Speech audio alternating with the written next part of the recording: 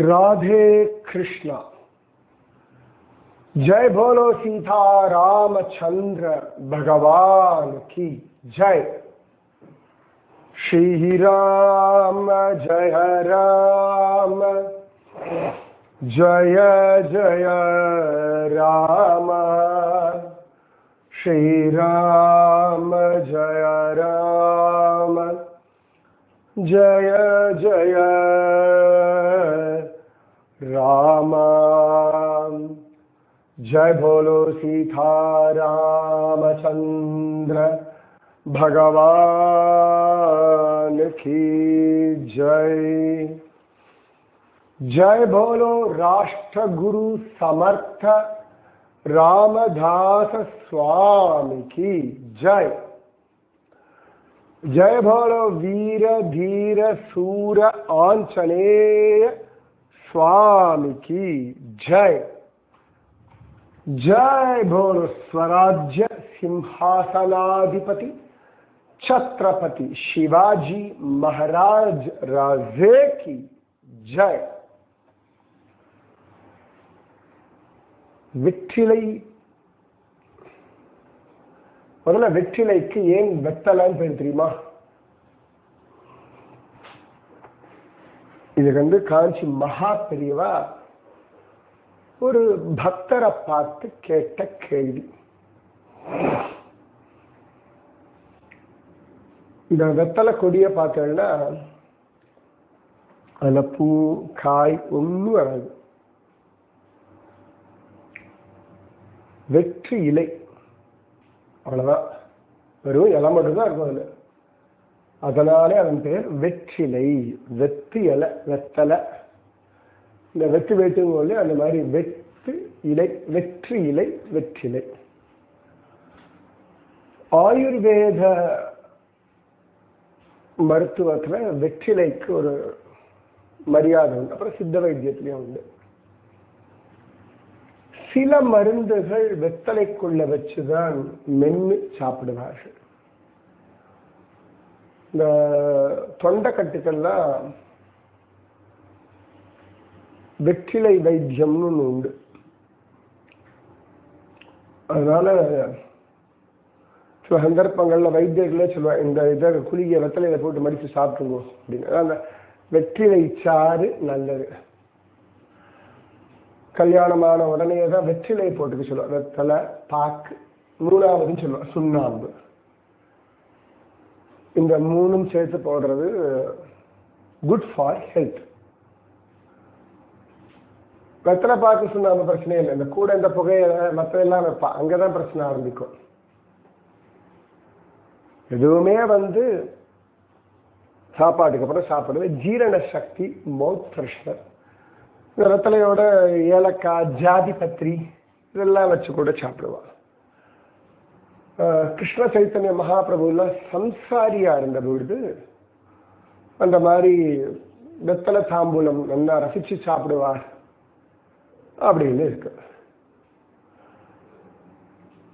சன்னியாசிகள் வெத்தலை சாப்பிட மாட்டா, அது ஒரு போக வஸ்து அப்படின்னு. நம்மாழ்வார் உண்ணும் சோறு பருகு நீர் தின்னும் வெற்றிலையும் எல்லாம் கண்ணன் அப்படின்னு சொல்வார். அத்தியாவசியத்துக்கு சாப்பிட்றதான சாப்பாடு, குடிக்க வேண்டியதான தண்ணீர், ஆசையா போகத்துக்கு போட்டுக்கக்கூடிய வெற்றிலை எல்லாமே கிருஷ்ணஸ்வரூபம் அப்படின்னு சொல்லுவார். இன்னைக்கும் கோவில்கள் எல்லாம் ராத்திரி சயன ஆரத்திக்கு அப்புறமா பகவானுக்கு தாம்பூலம் கொடுக்கிறது அப்படின்னு ஒரு வழக்கம் உண்டு. நிறைய கோவில்கள்ல அந்த தாம்பூலம் கிடைக்கிறது ரொம்ப பாக்கியமா நினைப்பாங்க. ரொம்ப சில பேருக்கு கொடுப்பாங்க. நிறைய கோவில்கள்ல ராத்திரி பகவானுக்காக அழகான தாம்பூலம் ரொம்ப அழகா பண்ணி கொடுப்பாங்க. ஸோ நம்ம பாக்கினத்துல மாத்திக்கிறதுன்னு சொல்லுவோம் இல்லையா, நிச்சயதார்த்தம் முதற்கொண்டு எல்லாத்துலேயுமே வெத்தலை பாக்குன்ற ரொம்ப முக்கியமான ஒண்ணு. தட்சிணை கொடுக்கணும்னா வெற்றிலை பாக்கோட பழம் வச்சு தட்சிணை வச்சு கொடுக்கணும் அப்படின்றது தர்மம். ஸோ நம்ம சம்பிரதாயங்கள், நம்முடைய சனாதன தர்மத்துல வெற்றிலை அப்படின்றது மிக முக்கியமான ஒன்று. ஏற்கனவே ஒரு தடவை நம்ம பார்த்திருந்தோம், சமர்த்த ராமதாசருக்கு நடுவில் ஒரு தடவை ரொம்ப ஒரு இருமல் வந்து ரொம்ப சிரமப்பட்ட பொழுது ஆஞ்சநேயரிடத்துல பிரார்த்திச்சிருந்தார், கபநாசன ஸ்தோத்திரம் எல்லாம் பண்ணார் அப்படின்னு பார்த்தோம். அதுக்கப்புறமா சில வைத்தியர்கள் சமர்த்த ராமதாசர் மேல அபிமானம் கொண்டவர்கள், சுவாமி அப்பப்ப வெத்தலையை மென்னு அந்த சாறு முழுங்கினா தொண்டைக்கு நல்லது அப்படின்னு சொல்ல அது சாப்பிடுவேன். ஆனால் யார்கிட்டயும் உட்காந்து வியாக்கியானம் எல்லாம் கொடுக்க மாட்டேன். எல்லாத்துக்கெல்லாம் வியாக்கியானம் கொடுத்துட்டு இருக்க முடியாது. எல்லாத்துக்கும் விளக்கம் கொடுக்க வேண்டிய அவசியமும் இல்லை, எல்லாருக்கும் கொடுக்க வேண்டிய அவசியமும் இல்லை. யாரா இருந்தாலும் எல்லா விஷயத்திலையும் விளக்கம்லாம் தர முடியாது. அப்பா அம்மா இருக்கா, குழந்தை வந்து கேட்கறது, ஒரு 5வது 6வது படிக்கிற குழந்தை, அப்பா what is your salary tell me அப்படின்னு சொல்ல முடியாது, சொல்லக்கூடாது. அம்மா கிட்ட அம்மா நீ எவ்வளவு பவுன் தங்கம் வச்சிருக்கேன்னு கேட்டா சொல்ல முடியாது, சொல்லக்கூடாது. நிறைய விஷயங்கள்ல எல்லா விஷயத்துக்கும் எல்லார்கிட்டையும் எல்லா சமயத்திலையும் தான் விளக்கம் கொடுக்க கூடாது. இது கொடுத்தீங்கன்னா வம்புதான். எப்பயுமே சொல்றதுதான், யார்கிட்ட எந்த விஷயத்தை எவ்வளவு தூரம் சொல்லணும்னு ஒரு நிதானம் உங்களுக்கு இருந்தே ஆகணும். ஒரு ஆட்டோல போற, ஆட்டோவோ காரோ வண்டியில ஏறியாச்சு, எங்க போகணும்னு சொன்னாப்பா கொஞ்சம் எங்க முடியுமோ வேகமா போ, எனக்கு சமயம் ஆயிடுச்சுன்னு சொல்லலாம். நம்ம ட்ரெயின் பிடிக்க போகணும், இல்லாட்டி ஏர்போர்ட் போகணும், அந்த மேக்ஸிமம் எந்த ஊருக்கு, அதுவே அவசியம் இல்லை. அந்த நான் வந்து சென்ட்ரல் ஸ்டேஷன் போறேன், அங்கிருந்து பாம்பே போகணும், எனக்காக வெயிட் பண்ணிட்டு இருக்கேன். இதெல்லாம் இவ்வளோ டீட்டெயில் நிறைய பேர் சொல்லிட்டு இருக்காங்க எல்லார்கிட்டையும். இதுல வந்து எல்லாருன்றதுல வந்து அண்ணன் தம்பி அக்கா தங்கை அம்மா பொண்ணு அப்பா புள்ள வரைக்கும் உண்டு. மனைவியோட ஏகாந்தமா இருக்கிற விஷயத்த புள்ள வந்து டீட்டெயிலாம் அம்மா கிட்ட சொல்லிட்டு இருக்க கூடாது. ரைட், அசிங்கம்.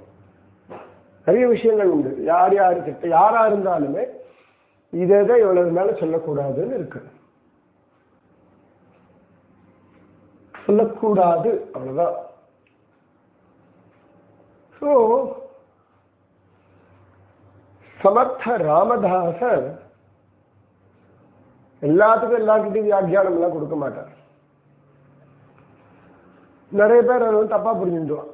அவருக்கு ரொம்ப வெத்தலை பிடிக்கும், நல்லா சாப்பிடுவார் அப்படின்னு சில பேர் சொல்லுவா. சில பேர் குருநாதருக்கு வெத்தலை ரொம்ப பிடிக்கும், கொண்டு போய் கொடுக்கலாம், நம்ம கொடுக்குற வெத்தலை அதை வாங்கிட்டா நமக்கு பாக்கியம், சாப்பிட்டாரா சந்தோஷம். 2 எக்ஸ்ட்ரீம் உண்டு. குருக்கு பிடிச்சிருக்கா இதை கொடுக்கலாமே அப்படின்னு.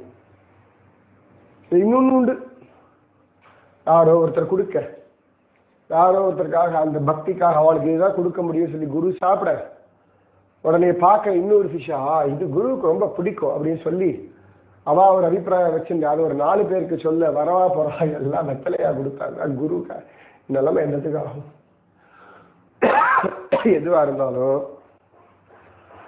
உங்க குரு கிட்ட கேட்டுக்கோங்க, நான் உங்களுக்கு இது பண்ணி தரலாமா, நான் உங்களுக்கு இது கொடுக்கலாமா, நான் உங்களுக்கு இது வாங்கலாமா. அவருக்கு நீங்க பண்றதை நீங்க அவர்கிட்ட கேட்டுக்கோ. குருவுக்கு ரொம்ப பிடிச்ச சிஷ்யன், குருவுக்கு ரொம்ப பிடிச்ச சிஷ்யை இப்படின்லாம் ஒரு தீர்மானத்துக்கு போய் யார்கிட்ட எதையான கேட்டு பைத்தியக்காரத்தனம் பண்ணாதீங்க. குருவுக்கு எல்லாரையுமே பிடிக்கும். குருவுடைய பல விஷயங்கள்ல நம்மளால ஜட்ஜ் பண்ண முடியாது. அன்றைய காலகட்டத்துல அது பிடிச்சிருக்கலாம், இன்னொரு காலகட்டத்துல அது வேண்டாம்னு இருக்கலாம். இதே சமர்த்த ராமதாசர் ராமநவமி உற்சவ சமயத்துல எல்லாம் இந்த வெற்றிலை போட்டுக்க மாட்டான். கல்யாண சுவாமி, உத்தவ் இவாளுக்கெல்லாம் தெரியும் இந்த வெத்தலை சாப்பிட்டா சமர்த்தராமதாசருக்கு நல்லதுன்னு. அப்ப அவ சொல்லுவா, சுவாமி வெத்தலை, அவர் சொல்லுவா சமர்த்தராமதாசர் மாதிரி உற்சவ சமயத்துல வெத்தலை எல்லாம் போட்டுக்க முடியாது. அப்படி ஒன்று ஒரு 4 நாள்ல வெத்தலை சாப்பிடாம இருந்தா ஒன்றும் ஆயிடாது. இந்த ஒன்றும் ஆயிடாதுல எனக்கு செத்து போயிட மாட்டேன்னு அர்த்தம்.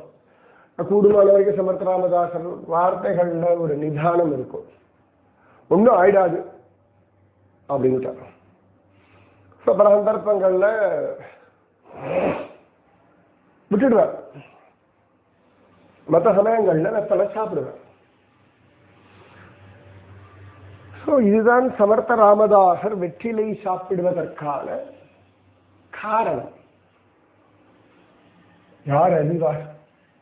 குருவின் அழகான மனமும் எண்ணங்களும் முயற்சியும் லீலையும். இது மாதிரி கிருஷ்ண லீலா போலே குரு லீலா. குரு லீலா புரிய புரிய கிருஷ்ண லீலா புரியும். என்னோட அனுபவம் இப்படிதான்ப்பா. குருவை எவ்வளவுக்கு எவ்வளவு புரிஞ்சுக்கிறோமோ அவ்வளவுக்கு எவ்வளவு நம்பிக்கை அதிகமாகிறது. எவ்வளவுக்கு எவ்வளவு அவர் சொல் பேச்ச கரெக்டா கேட்கணும். கரெக்டான அப்படியே அடிச்சாங்க காப்பின்னு இல்லை, அதுல என்ன சொல்றான்னு புரிஞ்சுண்டு. குருஜி அம்மா சொன்னா, டே யானைக்கு அறம்னா குதிரைக்கு குர்றம் இல்லடா அப்படின்பா. குருஜி அம்மா ஒன்று சொன்னீங்க, அன்னைக்கு சொன்ன அப்படிதான் இப்படி பண்ண, அடே முட்டாலே அந்த விஷயம் இது இந்த விஷயம், இதுக்கு அதுக்கு முடிச்சு போடாதே அப்படின்பா. குருவே ஒரு சிஷ்யா கிட்ட திட்டிருப்பான். இன்னைக்கா சரி, குருவுக்கு அந்த சிஷ்யாவை பிடிக்காது, அவளை பார்க்கும்போதெல்லாம் கோபமா நடந்துக்கிறது, அவளை ஒதுக்கி வைக்கிறது, குரு அதுக்கும் திட்டுவார். அன்னைக்கு அந்த சூழ்நிலையில நாம தெரிஞ்சுக்கிறதுக்காக சில விஷயங்களை சொல்லியிருப்பார். அதோட அது முடிஞ்சாச்சு. அப்புறம் குரு சொல்றத சாதாரணமா இருக்கும். அது புரியாத புதிர்தான் இல்லை, அது வழி இல்லை. இந்த பாத்துல போய்தான் ஆகணும், தப்பிச்சு ஓடலாம் முடியாது. இது இப்படி போக போக போக கொஞ்சம் கரடு முரடாத்தான் இருக்கும். சில சந்தர்ப்பங்கள்ல பாலைவனம் போலதான் இருக்கும். சில சந்தர்ப்பங்கள்ல ரொம்ப குளிர்ச்சியா ஹிதமா சுகமா பதமா ஆஹா ஹாயோ அப்படின்னு இருக்கும். திடீர்னு பார்த்தா அப்படியே ட்ரீயா இருக்கும். திடீர்னு பார்த்தா அப்படியே சுனாமி தான், திடீர்னு பார்த்தா புயல் தான், திடீர்னு பார்த்தா தென்றல் தான், திடீர்னு பார்த்தா அழகான விடியற்காலை தான், திடீர்னு பார்த்தா அழகான சந்தியா வேளை தான், திடீர்னு பார்த்தா மத்தியான அக்னி நட்சத்திர வெயில் தான், திடீர்னு பார்த்தா கொற்ற மழை தான். நிஜமாவே கருணை மழை திணறடிக்கும், தாங்கவே முடியாத அந்த காருண்யம். சில சமயங்கள்ல அந்த கோபமும் அந்த வைராக்கியமும் அந்த ஒரு காம்பீரியமும் அதுவும் தாங்க முடியாது. சில சமயங்கள் அந்த அக்கறையும் உரிமையும் அதுவும் தாங்க முடியாது. குரு தான், வேற என்ன சொல்ல முடியும். அதாவது எப்படியாவது குரு தத்துவத்தை நீங்க புரிஞ்சுக்கணுன்றதுக்கு நான் முயற்சி பண்ணிட்டு இருக்கேன், அவ்வளவுதான். அழகான ஒரு அனுபவம், குருவோடு ஒரு வாழ்க்கை, குருவின் பாதையில் ஜஸ்ட் டிராவல் பண்ணிட்டே இருக்கும், அப்பதான் புரியும். உங்க குருவோட நீங்க டிராவல் பண்ணுங்க. அதை விட்டுட்டு அந்த குரு இப்படி இருக்காரு, இந்த குரு இப்படி இருக்காரு, இந்த சத்சங்கம் இப்படி இருக்கு, அந்த இடத்துல இப்படி இருக்கு, போய்க்கோங்க, கம்பேர் பண்ணிக்கோங்க. இப்படி அலைஞ்சுட்டே இருக்கணும், போயிட்டே இருப்பாரு. சொல் பேசி கேட்டு இந்த ஸ்கூல்ல என்ன சொல்லிட்டு அதுதான் படிக்கணும். இந்த ஸ்கூல்ல இருக்கிறது படிச்சாட்டா பாஸ் பண்ணலாம். நீங்க அந்த ஸ்கூல்ல இருக்கிறத படிச்சா சரி விட்டு வரும்போது வராது. நீங்க 8ஆம் கிளாஸ் பாடம் படிக்கணும். நான் 10ஆம் கிளாஸ் பாடம் படிக்கிறேன்னா 8 படிச்சுட்டு படிங்க. 8ம் படிச்சுட்டு 9ம் படிச்சுட்டு 10ம் படிக்கலாம் சந்தோஷம். 8 படிக்காம 10ஆம் படிக்கணும், அது எப்படி புரியுறதா? ஸோ சமர்த்த ராமதாசர் இந்த வெற்றிலை ரகசியத்தை பல பேர் சொல்ல மாட்டார். இதை ஒருவேளை கல்யாண சுவாமியோ உத்தவோ யாரா சொன்னா வெளுத்து வாங்கிடுவார். யார் ஒன்று சொல்ல சொன்னேன், நான் சொல்ல சொன்னேன். நம்பிக்கை இருந்தா இருக்கட்டும், ரெடி போட்டோம், அவ்வளவுதான். சில பேர் அப்படி ஒரு நம்பிக்கையோட இருக்கும், அப்புறம் அப்படியே நம்பிக்கை மாறும், அப்புறம் திரும்பி நம்பிக்கை வரும், இப்படி ஏறி இறங்கி வரும். சில பேர் அப்படியே நடுவில் கட்டாயிட்டு ஓடிடும், கவலையே பட மாட்டாங்க. சுத்தி அடிச்சு வரட்டம் விட்டுருவேன். வரவே இல்லை, நான் சுத்தி அடிச்சு பின்னாடி அடுத்த ஒரு ஜென்மால வரும் போயிடுவேன். எங்க போக முடியும்? எத்தனை தூரம் ஓடினாலும் திரும்பி அதே தூரம் ஓடி அதே குரு கிட்ட வந்தே ஆகணும். வந்தே ஆகணும். வாய்ப்பே கிடையாது வேற எங்கேயும் ஓடுறதுக்கு. கண்ணனுக்கு தெரியுமே, அஸ்திவாரம் எங்க இருக்கோ அங்கதானே கட்டடம் கட்ட முடியும். அஸ்திவாரத்தை விட்டுட்டு வேற எங்க கட்டடம் கட்ட முடியும்? சமர்த்த ராமதாசர் அதனால இந்த வெற்றிலை விஷயத்தை யாருக்கிட்டையும் சொல்ல மாட்டார். அவரை பார்க்க வந்தவன் அவர் ஒரு பிச்சைக்காரனை காப்பாத்துறத பார்த்துட்டு இதுல அவன் அந்த வெற்றிலை விஷயத்தை மறந்துட்டான். ஐயோ அதெல்லாம் ஒரு விஷயமா நிஜமாரு, சில விஷயங்கள்லாம் ஒரு விஷயமே கிடையாது. ஓவரா விலை கொடுப்போம் நம்ம பைத்தியக்காரத்தனமா. இந்த ஓவரா விலை கொடுக்கும் பொழுதுதான் குரு மகாத்மியம் புரியுறது இல்லை. சரி ஏதோ காரணம் அப்படின்னு போயிட்டே இருந்தோம்னா நமக்கு பிரச்சனை கிடையாது. நிறைய பேர் நிறைய இடங்கள்ல நான் பார்த்துருக்கேன். ஒண்ணுமில்லாத விஷயத்தெல்லாம் பூதாகரமாக்கி அதுக்கு ஒரு அர்த்தம் கற்பிச்சுண்டு அதுக்கு ஒரு குழப்பத்தை வச்சுட்டு யாருக்கு நஷ்டம்? இமாலயம் ஏன் இவ்வளவு ஒசரமா இருக்கிறதுன்னு கேள்வி கேட்டா ஒசரம் தான் வேணா ஏன்னு போயிட்டே இருக்கும். இமாலயம் கடல் ஏன் இவ்வளவு அலையடிக்கிறது? ஆமா வேணா குழி அடி போயிட்டே இருந்து சொல்லும். சூரியன் ஏன் இப்படி தகிக்கிறது அப்படின்னா அப்படிதான் தகிக்கும். அவ்வளவு இதெல்லாம் மாறாது. குருவும் அப்படித்தான். பஞ்சபூதங்களும் குருவும் ஒன்று. அதெல்லாம் எப்படி தன் இயல்பு மாறாதோ அப்பப்ப வித்தியாசமா இருக்கும். அந்த மாதிரிதான் குருவும். குருவே சூரியன், குருவே பூமி, குருவே காற்று, குருவே ஆகாசம், குருவே தண்ணீர். ஒரு தடவை சமர்த்த ராமதாசர் சிஷ்யானோட ஒரு கிராமத்துக்கு பிக்ஷைக்கு போறார்.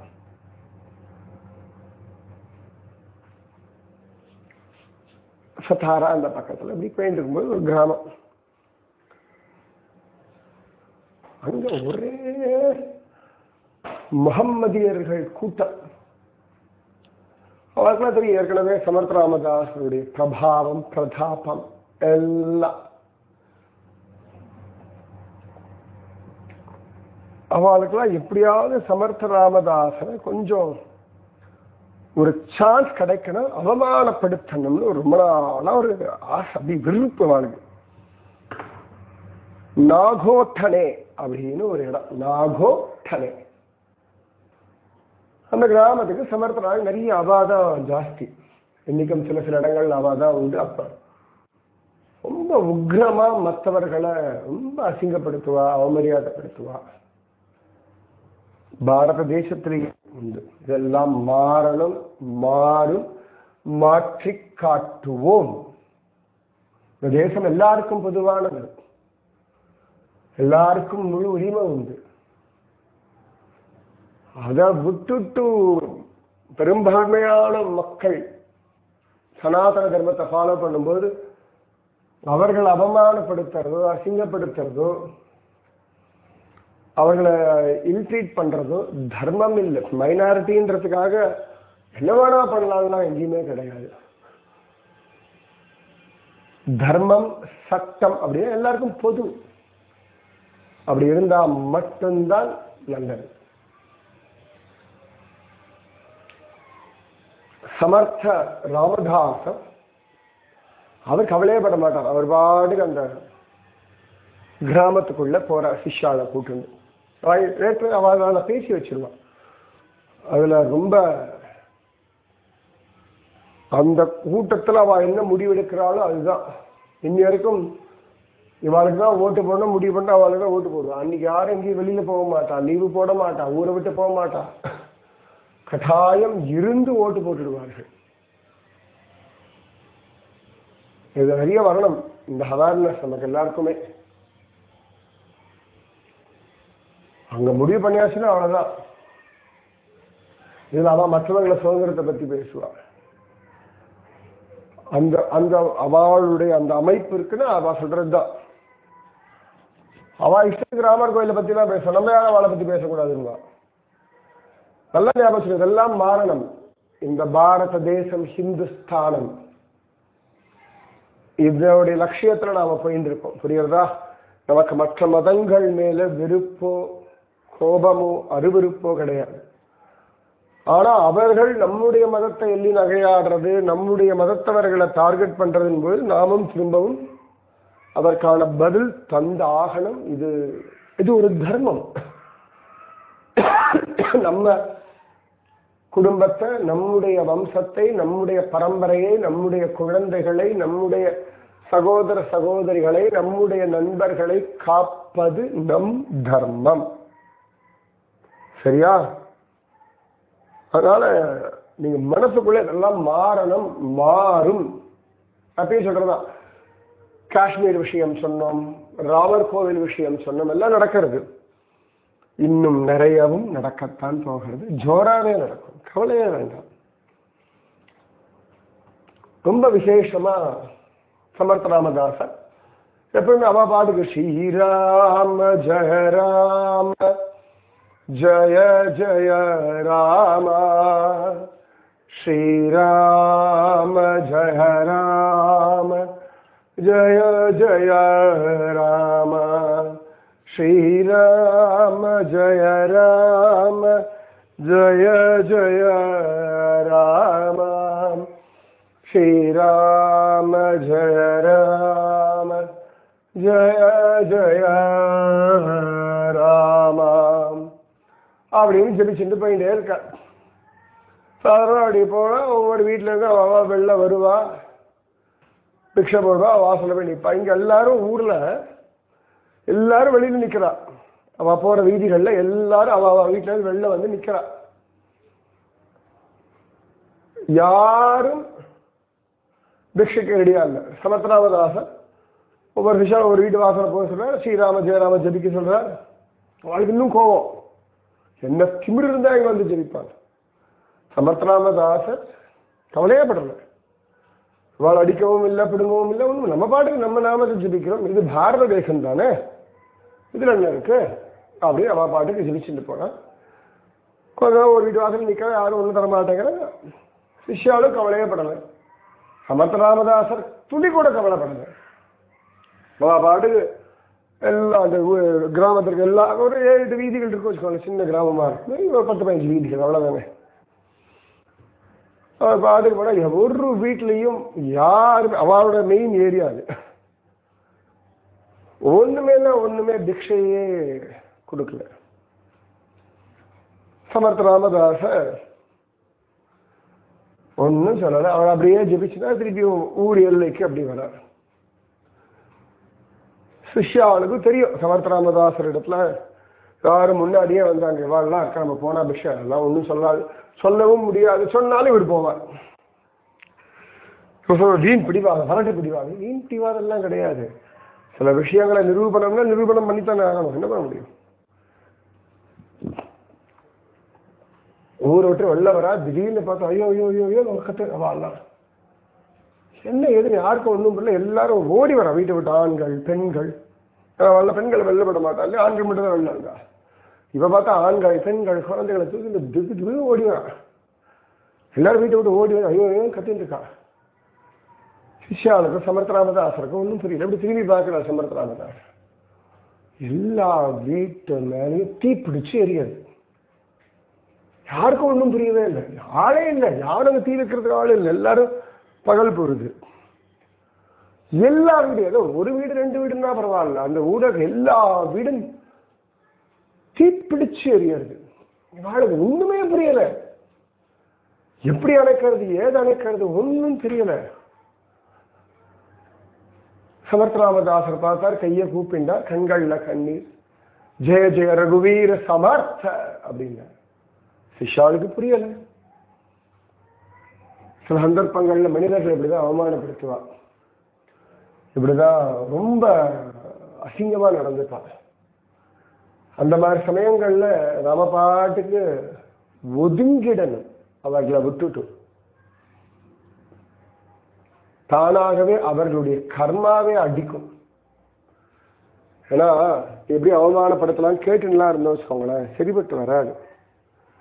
இதுல ஒன்றும் மற்ற மதத்தவர்கள் அப்படின்னா கிடையாது. நம்ம மதத்துல இருக்கவாளும் பண்ணுவா, சமயத்தில் நமக்கு தெரிஞ்சவாளே பண்ணுவா, நம்மளை பல வருஷம் தெரிஞ்சவாளே இப்படி எல்லாம் நடப்பா. நம்ம பாட்டுக்கு போயிட்டே இருக்கணும். சொல்லவும் கூடாது, பேசவும் கூடாது, சரி போயிட்டே இருக்கணும். எல்லா விதமான கர்மாவுக்கும் பிரதி கர்மா உண்டு அல்லவா? அது ரொம்ப அவளுக்கு ஒரு பெரிய திருப்தியா கை கொட்டி வர சிரிக்கிறாள். சமத்ராமதாசரை வரும்போது பிக்ஷை கொடுக்கலான்னு யார் வீட்டு கிடைக்கல, அந்த ஒரு கேலி கிண்டல், ஒரு ஒரு அவமானப்படுத்தக்கூடிய உடல் மொழி பல இடங்கள்ல பல பேர் பண்றத பலவிதமா பார்த்துருக்கோம். சமயங்கள்லாம் நான் புரிஞ்ச மாட்டேன், ஏமா அப்படி விடுற அப்படி அது பதிலே சொல்ல மாட்டேன். அம்மா அம்மா பதிலே சொல்ல மாட்டேன், அடுத்த வேலையை பார்த்துன்னு போயிட்டே இருப்பான். முகத்துலையோ ஒரு ஆட்டிடியூட்லையோ வார்த்தைகள்லையோ ரொம்ப சில சந்தர்ப்பங்கள்ல மட்டும் அப்படி கோபத்தை பார்த்துக்கலாம். சொன்னது கிருஷ்ணா அப்படின்னு ஒரு அந்த உக்ரமான உஷ்ணமான கிருஷ்ணான்ற சப்தம் நான் கேட்டிருக்கேன், பார்த்திருக்கேன். இந்த சமர்த்தராமதாசர் அமைதியா வந்துட்டார் இல்லையா? ஆனா அந்த அமைதி ஆஞ்சநேய சுவாமிக்கு பொறுக்க முடியல, தீ வச்சுட்டார் எல்லா வீட்டையும். அவர் தான் லங்கையை எரிச்சே பழக்கம் இருக்கு. லங்கைக்கு இதுக்கு ஒன்றும் வித்தியாசம் தெரியல, எரிச்சுட்டார். அத்தனை பேர் அல்லறி அடிச்சுட்டு கை கூப்புறார். கை கூப்பவும் அங்க இருக்கோ எல்லாம் அதை பார்த்தோம், அவளுக்கு ஒண்ணு புரிஞ்சு போயிடுது, நம்ம தப்பு பண்ணிட்டோம், நம்ம இவர்கிட்ட இப்படி பண்ணிருக்க கூடாது, இவரை பத்தி பலவிதமா கேள்விப்பட்டிருக்கோம், இப்ப வேற வழியே கிடையாதுன்னு சொல்லிட்டு அத்தனை பேர் ஓடி வந்து அவாவா நிறைய சன்மானங்கள் கொண்டு வந்து சமர்த்தராமதாசர் முன்னாடி வச்சு மன்னிப்பு கேட்டார்கள்.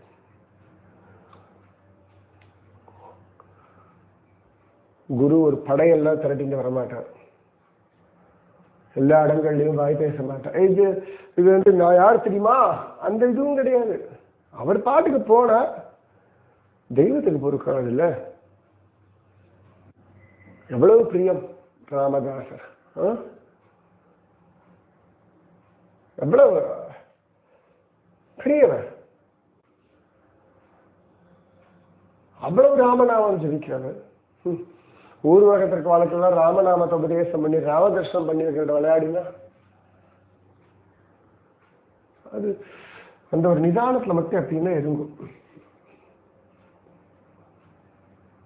உங்க மேல உரிமைக்கோ குரு தப்புன்னு சொல்லுவார், சில சந்தர்ப்பங்கள்ல சில செய்கைகளை காட்டுவார். அவ்வளவுதான். சில பேர்கிட்டலாம் அப்படியே ஒதுங்கிட்டு போயிட்டே இருப்பார். காலமும் கர்மாவும் புரிய வைக்கும், அதுவும் இணைக்க மாட்டான், போட்டோம் அப்படின்னு போயிடுவான். ஆனா தெய்வம் காலம் கர்மா அதை புரிய வச்சிடும். ஒரு ரொம்பலாம் யோசிக்கிறதும் கிடையாது, இதுக்கெல்லாம் டைம் இல்லை. அவளை பத்தி பேசுறதும் அவளை பத்தி பேரை சொல்றது கூட வேண்டாம்னு ஒதுங்கிட்டு போயிடுவான். அவ்வளவுதான், எதுக்கு இல்லை வேண்டியதை பார்த்து பேசுவோமே அப்படின்னு போயிடுவான். இருக்கவோ இருக்கு ராமநாமம், இருக்கவே இருக்கு ராம தியானம். அவ்வளவு ஆச்சரியருக்கு போதுக்குள்ள எரிச்சுட்டார். எல்லாம் ஓடி வந்தா சமர்த்தராமதாசரத்துல மன்னிப்பு கேட்டா. சமர்த்தராமதாசர் ஒன்னும் சொல்லாப்ப கூட கொடுத்த பிக்ஷையை வாங்கிட்டார். ஜெய ஜெய ரகுவீர சமர்த்த அப்படின்னு எல்லாம் புரிஞ்சுது. அப்புறம் தானாவே தீ அடங்கிட்டு, ஒருவேளை அவன் மன்னிப்பு கேட்கலன்னா தீ எரிஞ்சிருக்கும். அது மகாத்மாக்களுடைய தபோபலம். நான் திரும்பவும் சொல்றேன், அவ யாரும் தன் பலத்தினாலே இதை செய்ய மாட்டார்கள், இதுக்கெல்லாம் பலத்தை உபயோகப்படுத்த மாட்டார்கள், இதுக்கெல்லாம் பிரயோகம் பண்ணவே மாட்டான். காலம் கர்ம தெய்வம் மூணும் இந்த வேலையை பார்க்கும். ஆனா தெய்வமும் காலமும் கர்மாவும் குரு இட்ட வழக்கு. ஸோ ராதே கிருஷ்ணா.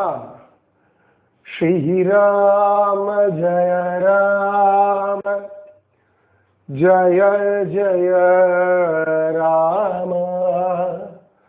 ஸ்ரீராம ஜய ராம ஜய ஜய राम. जय बोलो सीता रामचंद्र भगवान की जय. जय बोलो राष्ट्र गुरु समर्थ रामदास स्वामी की जय. जय बोलो वीर धीर सूर आंजनेय स्वामी की जय. जय हिंद. भारत माता की जय. ராதே கிருஷ்ணா. ஸோ குரு கிட்ட குழந்தையா இருக்கும்.